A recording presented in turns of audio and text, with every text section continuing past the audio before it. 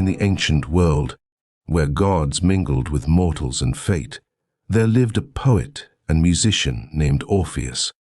His music had the power to soften the heart of the fiercest beast and make the very stones weep. Orpheus's heart belonged to the beautiful nymph, Eurydice.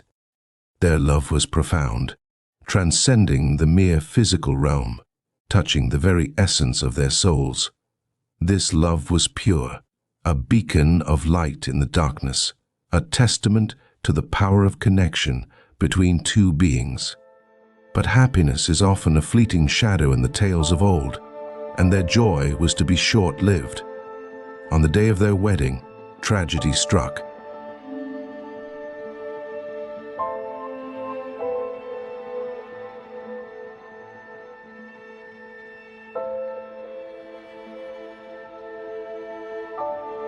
Eurydice was wandering in a meadow among tall grass when she stumbled upon a venomous snake, which bit her on the heel. The bite was fatal, causing her death and her spirit to descend into the underworld, leaving Orpheus in a maelstrom of despair. Refusing to accept this cruel twist of fate, Orpheus decided to do what no mortal had ever dared. He would journey to the underworld and retrieve Eurydice from the clutches of Hades, the god of the dead. Armed with nothing but his lyre and the overwhelming power of his love, Orpheus ventured into the realm of shadows and despair.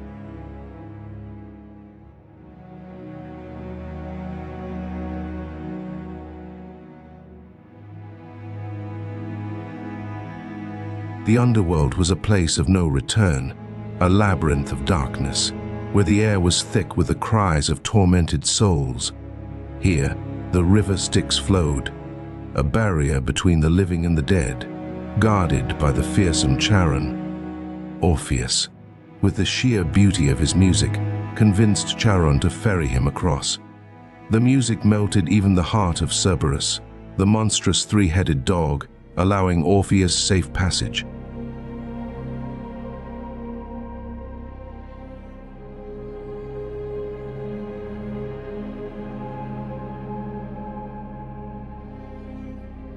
In the heart of this sinister realm, Orpheus found Hades and his queen, Persephone.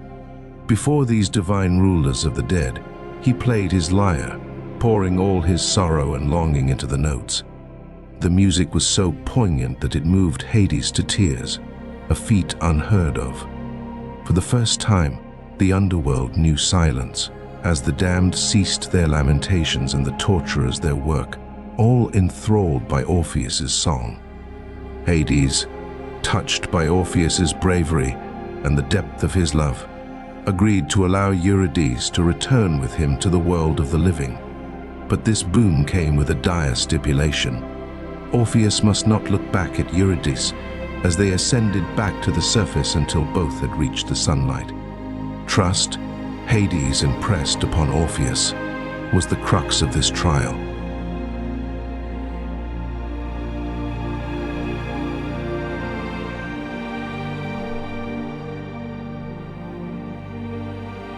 The ascent was torturous. Orpheus, with Eurydice following silently, felt a terror he had never known. Doubt crept into his heart with each step towards the faint light above. The silence behind him was a void, pulling at his resolve. Was Eurydice truly there? What if Hades had deceived him? Love battled with fear. Trust wrestled with doubt.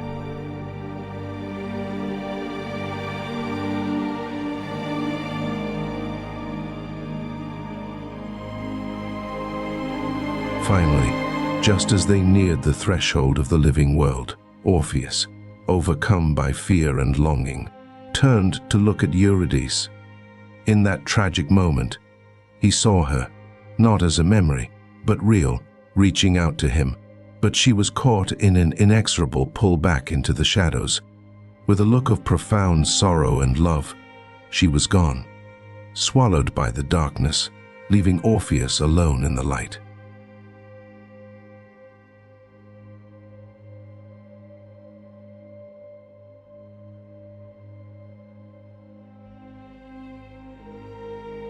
After he lost Eurydice for the second time, his life took a tragic turn. Grieving deeply for his lover, Orpheus swore off the company of women and devoted himself to the worship of Apollo and the Muses.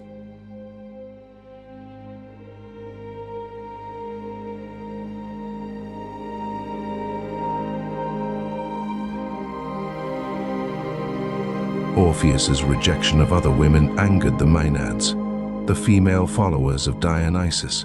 The Maenads attacked him in a Bacchic frenzy, tearing him limb from limb for refusing their advances in favor of his lost love. After his death, it is said that the Muses gathered up his remains and buried them at the foot of Mount Olympus, where the nightingales sang over his grave. Orpheus's soul finally rejoined Eurydice in the Underworld, where they were reunited forever.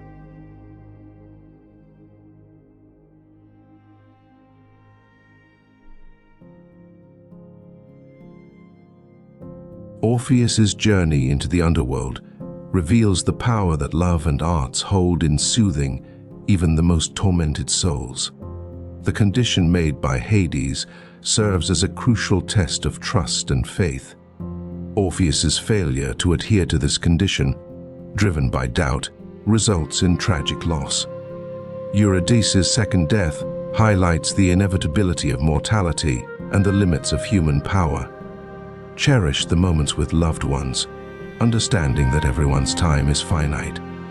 The disobedience of Hades' simple yet profound condition illustrates how a single moment of weakness or failure to follow through on a commitment can have irreversible consequences.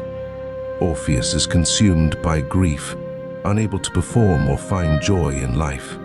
His tragic end can be seen as a failure to reconcile with his loss and move forward. While grief is a natural response to loss, it is also important to find a way to heal and continue living.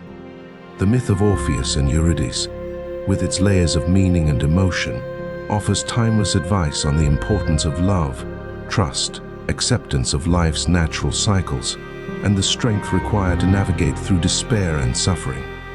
It serves as a poignant reminder of the beauty and tragedy inherent in the human condition,